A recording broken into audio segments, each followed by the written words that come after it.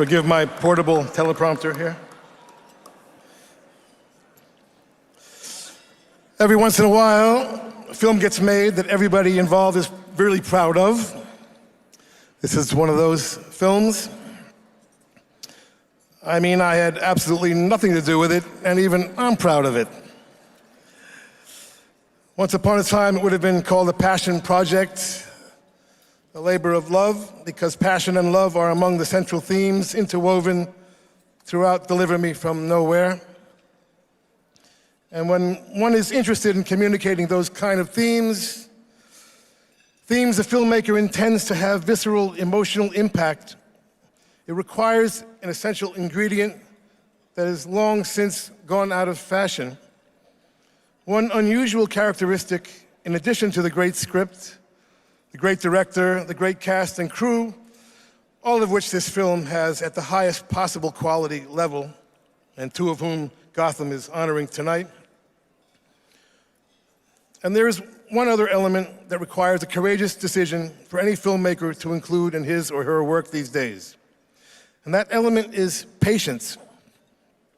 Consciously letting the story unfold at a slower pace than the world is used to. Because that is how one rises above the superficial mediocrity we're all drowning in. Allowing true emotions to be experienced and absorbed in a way that is inspirational, life-affirming, and unforgettable as this film is. And the Gothams are so important for reminding us about the other exceptions, such as Guillermo's wonderful work and the others tonight. Yeah. That slower pace takes courage these days. Regardless of which art form one works in, we as artists spend our lives balancing art and commerce.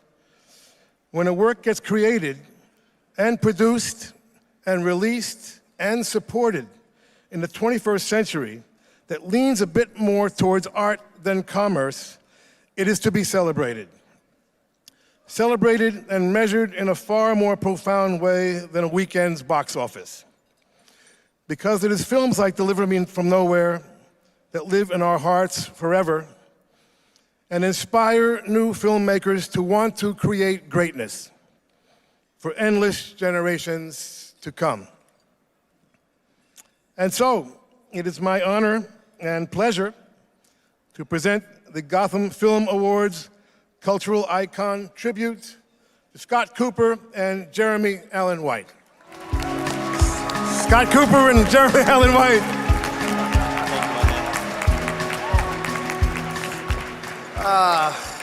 Speaking of cultural icons, thank you, Stevie. Yes. And thank you.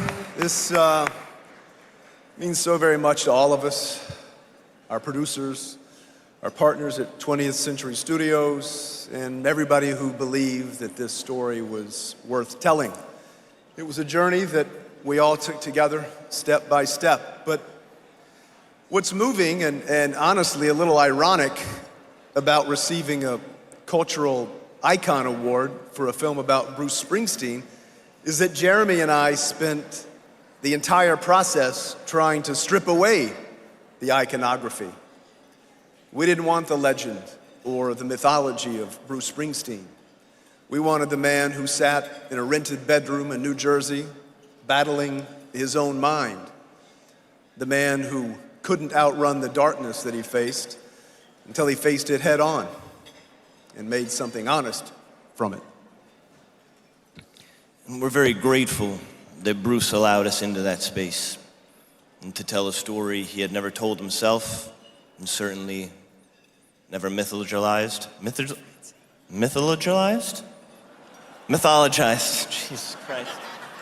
I'm very tired, folks. He let us meet him at his most human, vulnerable, searching, and that kind of trust is rare. It is a gift. And it's the reason this film exists at all.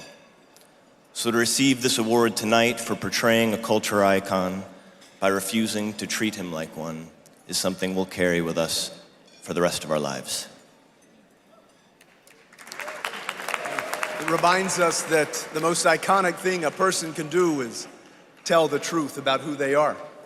So, thank you to the Gotham Awards for recognizing this very quiet and vulnerable version of an American giant.